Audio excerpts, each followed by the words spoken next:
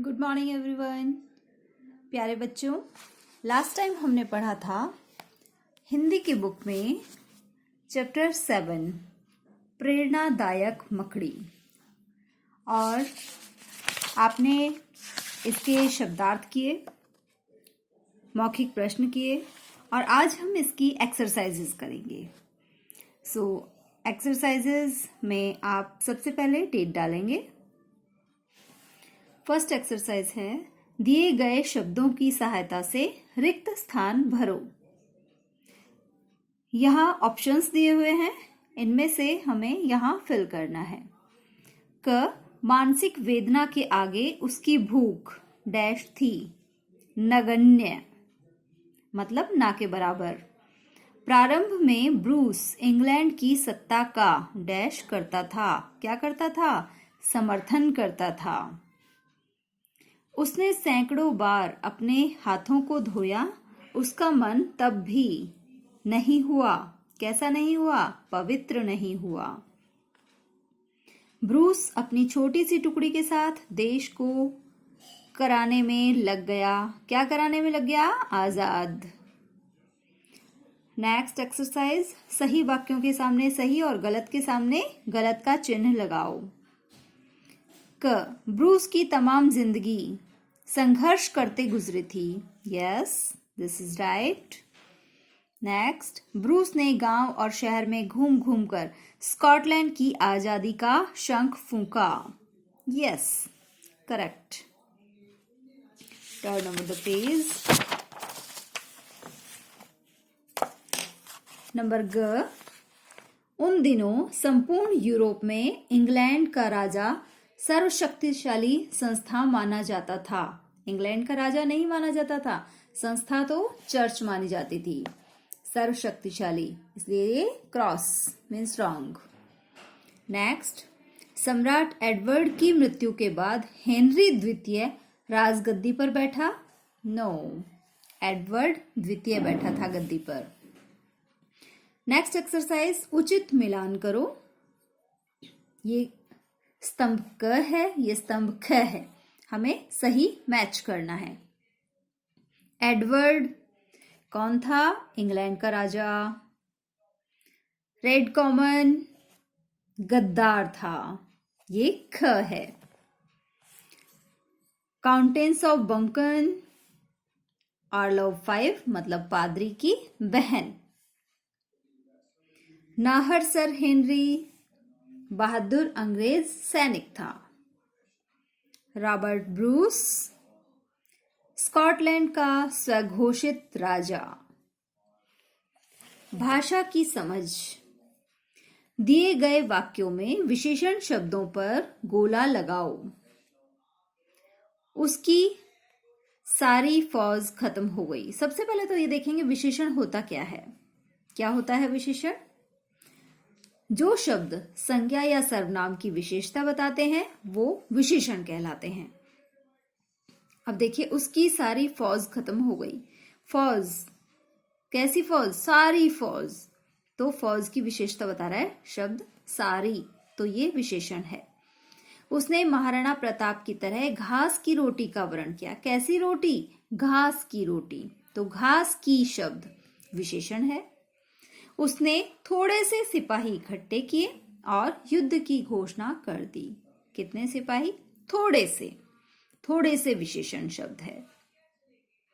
Next, दिए गए शब्दों के समानार्थी मीन्स समान अर्थ वाले शब्द लिखो। समानार्थी शब्द कह दें या समान अर्थ वाले शब्द कह दें या पर्यायवाची शब्द कह दें, एक ही बात होती है। दरख्तों मीन्स पेड़ों, वृक्षों। आदमी मानव, सॉरी क के बाद ख हम इधर देखेंगे।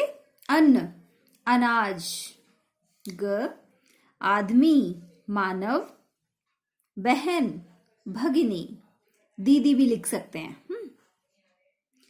कृत्यों कार्यों। महिला नारी।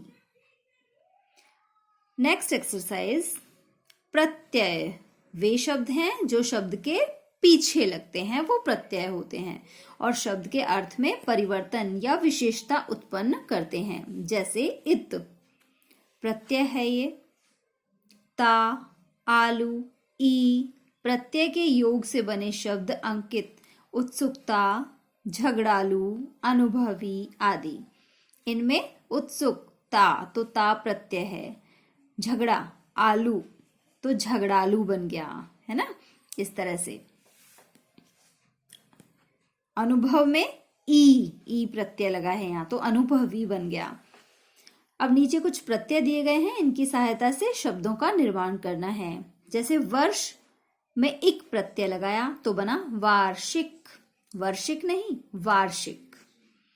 लिख प्लस आवट, लिखावट, ख में आ की मात्रा लग जाएगी। भक्त प्लस ई भक्ति, छोटी की मात्रा आती है भक्ति में। धर्म प्लस एक धार्मिक, थक प्लस आवट थकावट। प्यार प्लस ई प्यारी। दिए गए शब्दों के अर्थ लिखकर वाक्य बनाओ। साहसी का मतलब होता है बहादुर। अब इससे वाक्य बनाएंगे। रॉबर्ट ब्रूस बहुत साहसी था। बच्चों जो ये वाक्य बनाते हैं ये दिए गए शब्दों से बनाते हैं, है ना, उसके अर्थ से नहीं बनाना आपको। तो साहसी, तो यहाँ इसमें साहसी आना चाहिए। रॉबर्ट ब्रूस बहुत साहसी था। नेक्स्ट, क्षमा याचना मीन्स माफी मांगना। वाक्य बन गया, हमें गलती के लिए क्षमा याचना करनी चाहिए। उत्साह बढ़ाना, प्रोत्साहित का मतलब होता है उत्साह बढ़ाना। प्रोत्साहित मीन्स उत्साह बढ़ाना। सेंटेंस बनाएंगे हम। हमें अच्छे कार्य करने हेतु प्रोत्साहित किया जाता है, हमारा उत्साह बढ़ाया जाता है। आप भी कोई अच्छे काम करते हो तो हम कहते हैं वेरी गुड, और अच्छा करो इसे, तो आपको प्रोत्साहित करते हैं। व्यस्त मतलब समय ना होना। मैं गृह कार्य करने में व्यस्त हूं। अनेकार्थी शब्दों के दो दो अर्थ लिखो। जैसे लाला, अनेकार्थी शब्द वो होते हैं जिनके एक से अधिक अर्थ होते हैं। जैसे एक शब्द है लाला, लाला बच्चा, एक छोटा बच्चा होता है उसको भी हम लाला बोलते हैं, है ना। और एक नाम भी होता है लाला। हार, हार का मतलब माला जो गले में पहनते हैं, हार, एक तो वो होता है। और एक हार का मतलब पराजित, मतलब हार जाना, हम युद्ध में वो हार गए, तो दो अर्थ हुए। जल, एक तो जल का मतलब होता है पानी, और एक जल का मतलब होता है जलना, जल गए हम, आग से जल गया वो, तो दो अर्थ हो गए इसके भी। उत्तर, एक तो उत्तर जवाब, और एक उत्तर एक दिशा होती है, उत्तर दिशा। तो बच्चों चैप्टर 7 हमारा कंप्लीट हो गया है, प्रेरणादायक मकड़ी। इसमें आपको होमवर्क में क्या करना है अभी मैं आपको बता देती हूँ। ये सारा जो एक्सरसाइज मैंने करवाई है ये बुक में तो आपको फिल करनी ही है। बुक में गुड हैंडराइटिंग में फिल करनी है ये। और नोटबुक में क्या करना है, ये एक्सरसाइज का means fill in the blanks आपको नोटबुक में करने हैं। ये राइट रॉन्ग ये भी आपको नोटबुक में करने हैं। फिल इन द ब्लैंक्स और राइट रॉन्ग ये दोनों चीजें आपको नोटबुक में करनी है, और बुक में तो सारा कंप्लीट करना ही है जहां तक मैंने आपको करवाया है, और इसे लर्न भी करना है। धन्यवाद।